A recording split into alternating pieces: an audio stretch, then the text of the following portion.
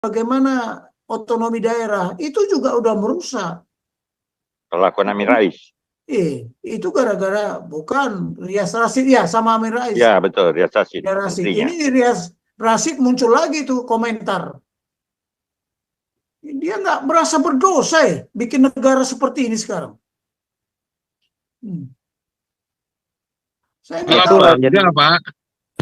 Bangga, Pak. Kita di Indonesia, saya dulu melanggar hukum itu saya bangga sekali loh, Pak. Coba waktu kita sekolah, kalau kita madol kan paling bangga, rasanya kan paling gagah kan, paling berani kan. Kalau bisa ngerusak Indonesia, Amin Rais itu siapa tuh yang bisa ngerusak Indonesia ya? Saya hebat kayak Amin Rais kan, bangga Pak. Bangga dia. Indonesia itu yang nggak punya, Indonesia itu semua punya Pak, cuman satu aja nggak punya, malu Pak. Iya, musuh kita itu apa? Musuh bangsa Indonesia itu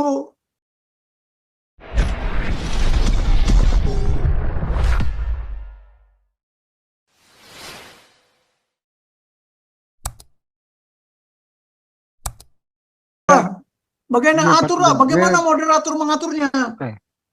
Berikutnya Pak Ayak Wae nih. Silakan Pak. Kalau ada pertanyaan Pak Ayak Wae. Ya, salam Pak Tobing, Apara, Profesor Jenderal Tobing. Ulat bulu. Kalau aku lihat paparan Pak Tobing tadi, itu luar biasa sekali, sangat smart, hijau.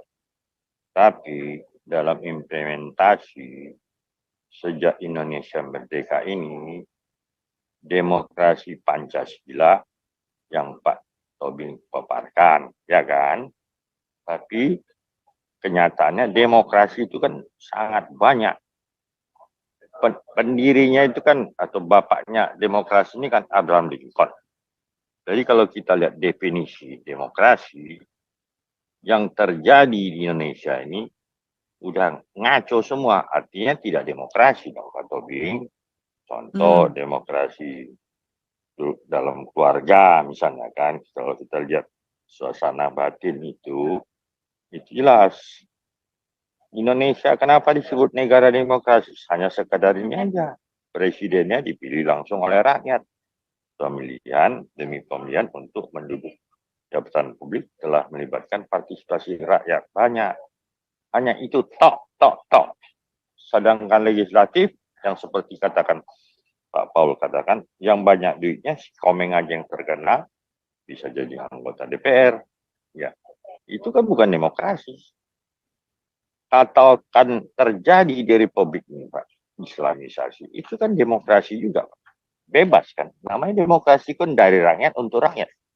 Ada perangkat-perangkat yang mengatur sistem yang terjadi di masyarakat, itulah pihak keamanan kan yang bertanggung jawab, lembaga segala macam untuk melakukan preventif, pencegahan dan represif.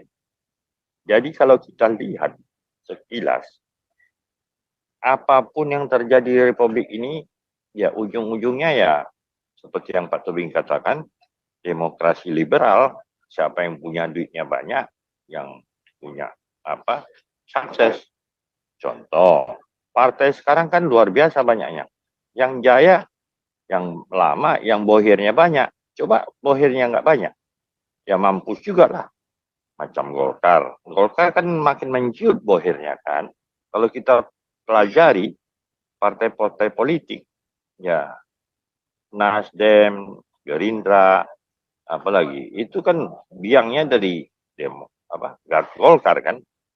Jadi kalau kita lihat demokrasi yang dikaitkan dengan apa yang Pak Paranto bicarakan, sama juga jauh panggang dari api, Pak Tobing. Karena apa? Karena kalau zaman Pak Harto dulu, kalau lihat ada BP4, Lemhanas, seorang pejabat itu kalau misalnya naik jabatan harus lulus, salah satunya persyaratannya lulus Lemhanas dan lain-lain, lulus BP4, ya kan? Tapi kalau sekarang, jangankan ada lagi sekarang istilahnya partai-partai sekarang ada sekolahnya, ya kan? Ada Universitas Pertahanan Negara, yang di apa namanya di Ponan. Sentul tuh.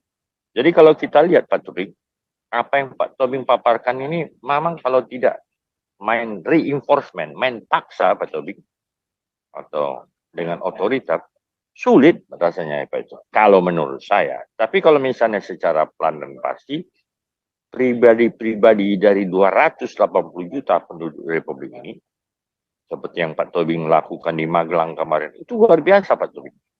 Kita pun yang hadir di sini baik di Joe maupun YouTuber, kalau ini dari 1, 2, 2, 4, 4, 8, 8, 16, 16, 32, 32, 64, mungkin bisa jadi asal presidennya, pejabat pemerintah negara, mungkin kita bisik-bisik mainkan. Artinya katakanlah seperti Jokowi kemarin. Kalau kita dekat dengan Jokowi, mungkin dibentuklah komisi, badan atau gimana yang melakukan pendidikan Pancasila. Saya rasa gitu Pak Tobi. Bagaimana menurut Pak Tobi? Kegagalannya kan apa? Mereka membentuk BPIP, Badan Pembina Ideologi Pancasila. Tapi tidak ada bagaimana Pancasila, ideologi Pancasila ini ya dikembangkan melalui pendidikan dan pelatihan. Sampai sekarang saya tidak tahu berapa banyak kader yang dia siapkan. Jadi kader-kader ini harusnya mengajarin ya ke partai-partai. Jadi partai itu harus dibina. Bahkan yang mau menjadi caleg harus mengikuti itu dong. Jadi ya itu. Tapi nggak ada. Programnya cukup banyak, ya kan? Dan dana yang terkucurkan ke situ pun juga cukup banyak. Tapi ya bukan sedikit. Iya, mana hasilnya? Outputnya nggak ada, outcome-nya pun nggak ada, tidak terasa. Betul. Tidak terasa. Hampir 3 tahun ya Pak Tobing ya? 3 tahun lebih. Jadi, iya. Itulah, kan Megawati juga pemimpinnya. Iya kan? Nah, Yudi Latif kenapa dia mengundurkan diri? Karena tidak sesuai dengan hati nuraninya. Betul. Nah, sekarang kita lihat aja lah. Iya. Seperti sekarang SMA Taruna apa segala macam. Kemarin kepala sekolah SMA Taruna itu manggil saya. Nah, cobalah anak-anak itu enggak nyanyi aja lihat semangatnya kan. Loh. Iya. Jadi apa perlu Pak Tobing? Maaf Pak ya saya potong. Apa perlu orang-orang profesional misalnya kan Profesor Renali Kasali, orang swasta itu kan lebih mantap dikasih target. Kalau swasta dengan pemerintah ini kan sangat beda. Maaf aja Pak Tobing. Saya rasa manajemen swasta lebih bagus dari pemerintah. 10 kali lipat. Sorry Pak Tobing ya, saya bukan mendikte. Artinya kalau swasta diberikan target seperti BPIB, yes, ketok palu, tapi ya iukan orang lalukan diawa, kata orang Padang kan. Biarkan anjing mengonggok kafilah lalu. Coba dikasih profesional katakan. Profesor Renali Kasali, siapa yang top orang swasta, dekan ekonomi dipercayakan. Mungkin si Paul Jang ditunjuk atau si Teddy ditunjuk dikasih target. Ku kasih gaji kau sebulan, pokoknya 100 juta. Target kau ini, kalau nggak ada gimana? Gaji kau potong. Kan mantap Pak Tobing. Main kasar dikit. Reinforcement Pak Tobing. Aku yakin itu baru bisa. Tapi kalau begini-gini aja ya, mimpi siang bolong lah kita Pak. Kita masih di sini, orang sudah ke bulan. Pancasila dulu zaman Pak Harto itu luar biasa Pak, saya rasa. Bukan sekedar hafal, Pancasila. Tapi BP7-nya, Lemhanas, ya Pak. Walaupun ada korupsi, itu lain cerita Pak. Tapi kan kesetiaan negara tentang Pancasila dari sila 1 sampai ke 5 itu kan luar biasa. Walaupun ada, itu kan nggak menjamin orang itu tidak korupsi. Nah, kan, penyimpangan selalu ada ya Pak. Paling nggak memang kita berasa sekali ya. Zaman Soeharto, kita dengan tetangga bisa duduk sama-sama ya. Kalau sekarang memang repot ya. Dialog agama akhirnya saling menghujat. Kalau zaman Soeharto nggak berani tuh. Ya. Iya, Orang-orang kayak Suma itu udah masuk penjara itu. Bukan cuma KC musim main masuk kayu penjara. Pak Tobing. Suma Musim Nandar main itu udah kayu masuk Pak Tobing. penjara, Irena Handono Hah? segala macam tuh. Pak Tobing musim main kayu. Kalau nggak jalan nih paparan Udah Pak saya Tobing nih. udah saya katakan kan kemarin, penduduk Asia ini tidak bisa kalau tidak otoriter. Cuman otoriternya harus konstruksi. Iya. Ya, Ya, Kayak seperti Singapura ya. Cina, Singapura pun otoriter Singapura tuh. otoriter. Negara Makanya kecil ada. makanya ketika saya sekolah di Amerika, ada 3 perwira Singapura waktu itu. 3 jenderal Singapura. Saya tanya, are you democracy country? Lee Kuan Yew itu bukan otoriter, saya bilang. Nah, jadi Singapura pun bukan apa sekali, ya otoriter. Mau saya putarkan filmnya Lee Kuan Yew? Nantilah ya. Jadi Lee Kuan Yew bilang, siapa yang coba-coba? Tapi konsekuen.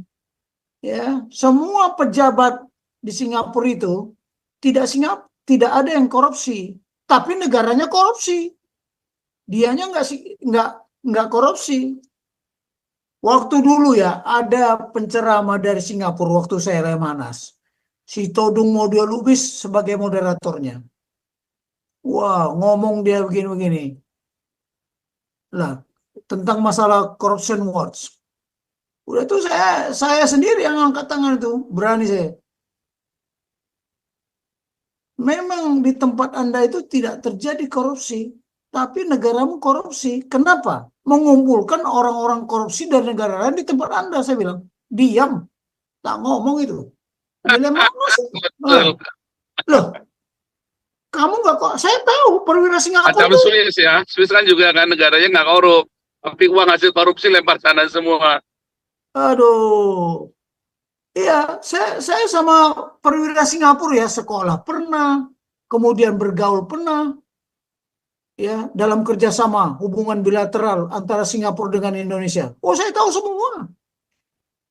Bahkan saya dibilang apa? Kalau saya rapat ke Singapura, dia bilang, wah, udah datang ini troublemaker katanya. Iya, saya killer, beritahu. killer, Loh, killer Pak jasa, Tobing, bukan troublemaker. ya, jasa saya untuk TNI, saya bilang waktu itu, kalau selundupan datang dari Singapura ke wilayah Indonesia, dia tidak mau dibilang selundupan. Coba bayangin, kalau dari Indonesia ke sana, selundupan. Hebat itu. Ya, dan waktu itu Hebat ya, itu. saya sampai lewat asisten operasi saya, kemudian dilanjutkan ke Panglima, Singapura harus tunduk sama kita. Kita harus mengadakan 3 patroli. Malindo, Malaysia, ya, Malindo, Indonesia. Malaysia, Indonesia. Marsindo, Indonesia. Marsindo Marsindo. itu Malaysia, Singapura, Indonesia. Saya bilang patroli, kalau enggak penyelundupan banyak. Pertamanya dia nggak mau. Wah, saya bilang sama Sob, mereka nggak mau, jangan kasih daerah latihan di Pekanbaru. Mati lo. Lo sekarang masih ribut kita masalah daerah latihan. Mana lagi dia mengendalikan udara Indonesia ini. Wah, nanti saya tayangkan semua, saya ikut sebagai narasumber, sebagai pembicara. Di Lemhanas lagi, di luar Lemhanas lagi, kita paparan. Waktu itu dia tidak mau, ya, patroli 3 negara di daerah perbatasan, sampai prosedurnya, bagaimana hot pursuit, bagaimana apa, dia atur semua. Nggak ada lah. Kalau saya dulu dibilang Singapura tuh, wah ini udah datang troublemaker.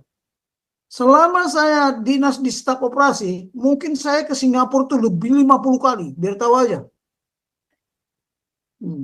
Lebih 50 kali. Nah, itu berhasil lah dia. Akhirnya dia ikut. Patroli Jadi itu Pak waktu Tobing, itu ya, Marsindo itu patrolinya laut dan udara. Bayangkan. Jadi kalau patroli udara umpamanya mau pakai pesawat dari mana? Kalau pesawat dari Indonesia, dia harus ada di pesawat kita. Kalau kita pakai pesawat mereka, kita harus ada di pesawat dia. Biar lihat siapa yang bermain di bawah itu.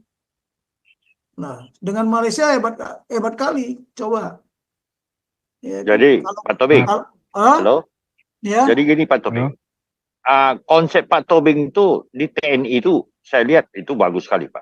Ya, jadi dari apa namanya sistem satu komando Pak ya, itu mungkin bisa dikatakan demokrasi, bisa dikatakan otoriter Pak ya. Kalau dikatakan itu bagus kan Pak, kan itu kan bukan demokrasi Pak, perintah kan. Jadi kan demokrasi itu dari rakyat untuk rakyat. Contoh, Rizik Syihab sebenarnya itu kan udah melanggar itu kan, melawan negara kan Pak kan. Harusnya iya, TNI itu pada waktu itu kan harus bersikap kan Pak. Nggak perlu menunggu perintah presiden Pak kan. Macam si Dudung ya kan, turunkan. Kalau nggak kulibas kau. Karena dari pemerintah sendiri, ya Pemda sendiri nggak mampu kan. Ya, sebagai kasat waktu itu ya disikatnya kan. Itu yang paling idealnya kan Pak. Karena udah melanggar kan hukum. Fungsinya TNI itu kan mengamankan negara kan, bukan mengamankan presiden. loh, Jadi kalau kita lihat demokrasi itu, ya sulit memang Pak Tobing. Ya apa ya, akhlak udah rusak atau paradigmanya udah bergeser atau gimana Pak Tobing? Saya juga kalau kadang-kadang mikir itu. kalau kasusnya Pak Dudung itu ditolong sama situasi. Siapa Pak Tobing? Karena Situasi. Oh iya, ya, karena situasi. udah kan Bukan dia, gawat itu Pak Tobing. iya tunggu dulu. Aparat nggak melihat situasi itu. Jadi begini, situasi itu pada saat itu terjadi COVID nggak? COVID kan? Tuh, Nah, oke. Dia pasang baleho di mana-mana. Oke. Itu kan dibiarkan dulu, bukan langsung diturunkan. Tetapi dia pulang dari apa? Mekah. Dari Mekah lah Mekah. pokoknya Arab. Arab. Persis direncanakan tanggal 10 November. Lah, makanya orang intelijen itu harus tahu itu. Dia pulang kan melaksanakan kerumunan. Sementara si Anies tidak berbuat apa-apa. Nah, di dalam undang-undang penanggulangan bencana bahwa apa TNI itu dia kan Pangdam waktu itu. Pangdam itu Ya, wakilnya gubernur di dalam penanganan bencana, tapi karena si Anies tidak berbuat, dia berbuat. Disitulah hebatnya dia. ya. Karena dia menggunakan kesempatan waktu itu, situasinya tidak memungkinkan. Sedangkan si Habib Rizik waktu itu kan keramaian-keramaian kan. Betul.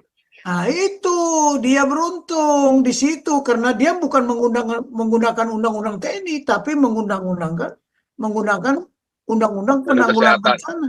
Karena waktu itu kita darurat. Nah, undang-undang kesehatan. iya, undang-undang penanggulangan Nah, bencana. kena 4 tahun itu ya. Iya, sikat habis. Kalau saya jadi Pangdam pun, saya libas. Ini harus coba nih. Ya, maaf Pak. Coba dinyalakan mikrofonnya Pak Denny. Pak Soba, silakan Pak Soba. Ya, salam semuanya malam. Iya, Malam.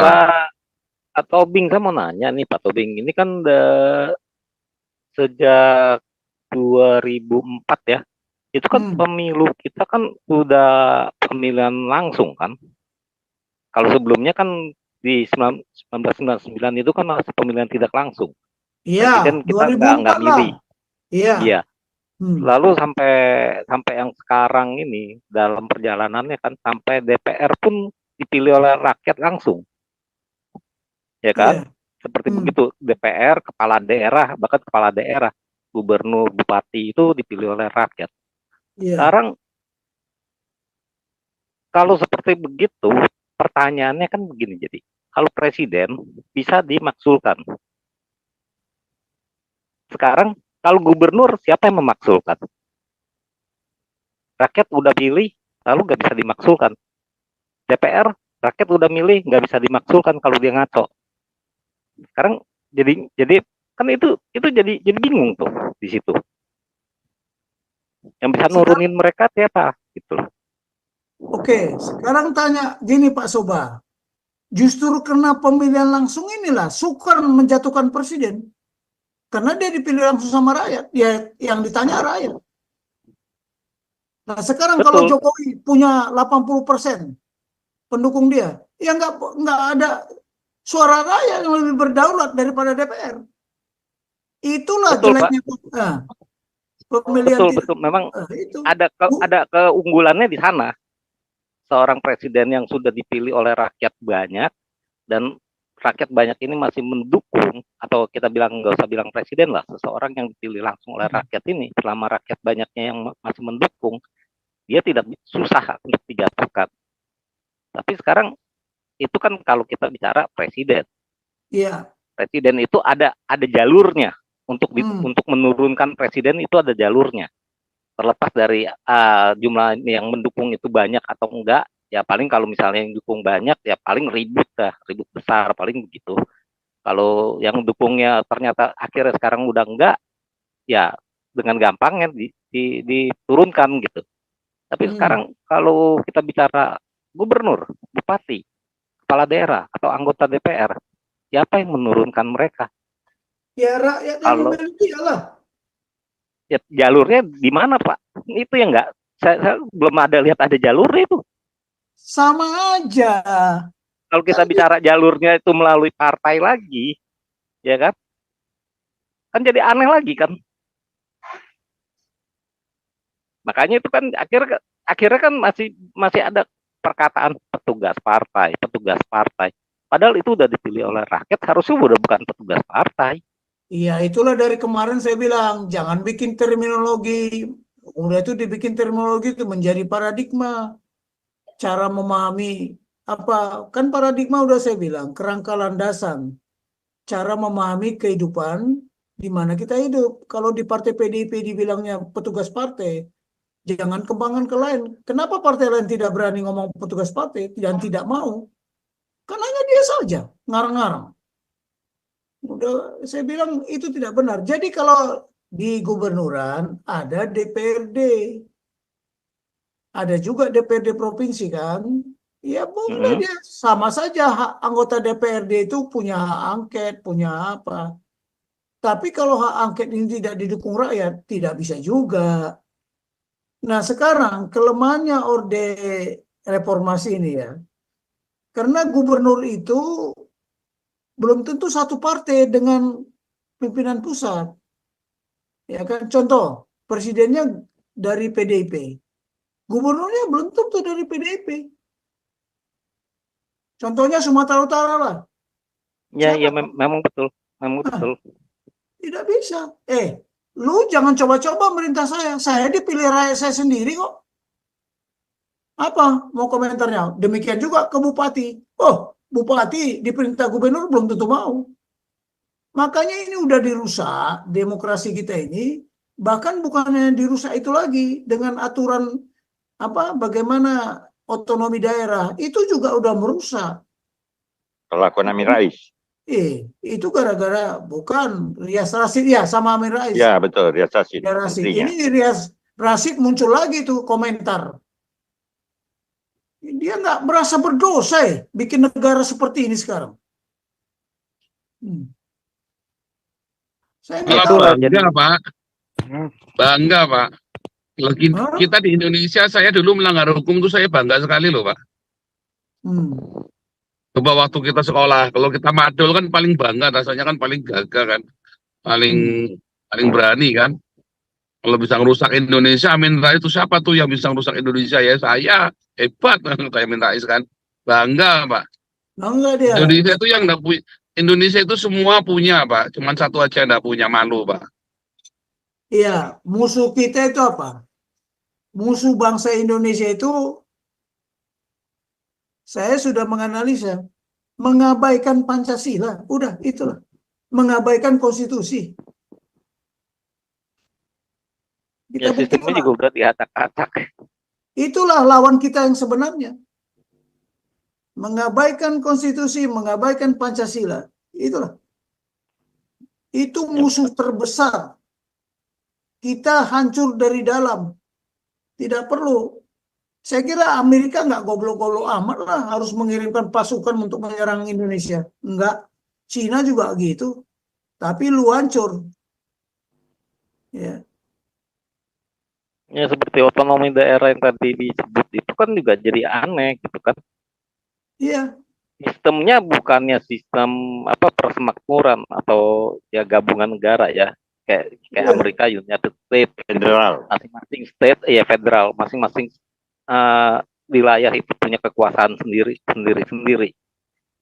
Ini kan kita di Indonesia enggak, tapi dengan pemilihan langsung seperti begini, ya kalau presiden bilang A, pusat bilang A, ya dia daerah bisa bilang ya saya kan bukan dipilih sama kamu, saya dipilih sama rakyat, saya maunya Z, mau apa kamu? Ya itu Kan jadi tadi bingung kalau gitu. kalau dia berdasarkan konstitusi itu pasti bisa. Sekarang kita cek ya, gubernur-gubernur itu menyusun kebijakan, kemudian strategi, program pembangunan berdasarkan konstitusi.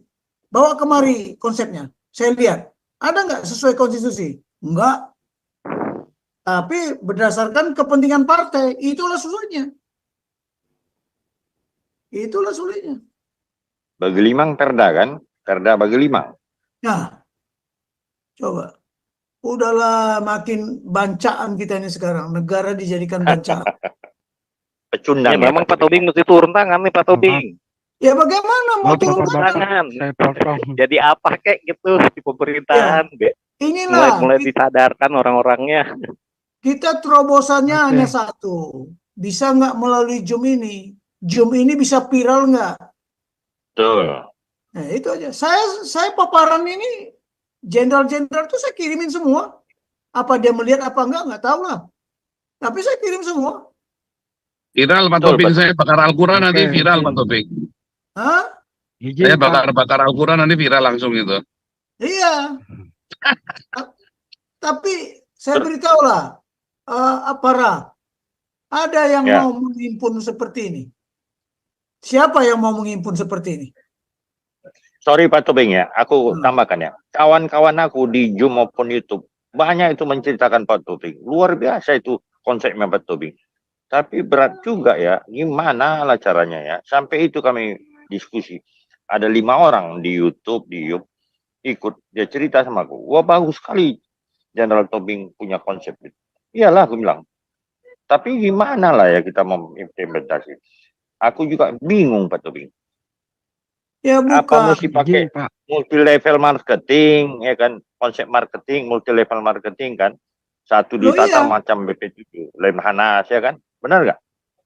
Lemhanas juga sekarang, alah, Maaf Pak. Pak udah Jenderal nggak saya betul potong. lah. Sedih saya melihatnya. Halo. Maaf Pak Jenderal, Pak ayak-ayak baik, saya potong. Kebetulan masih ada 2 yang mau bertanya, Ya, Bu Tumbar lanjut, dan silakan lah, Pak silakan. Odere. Waktunya udah Lanjut, mau Pak habis. Denny.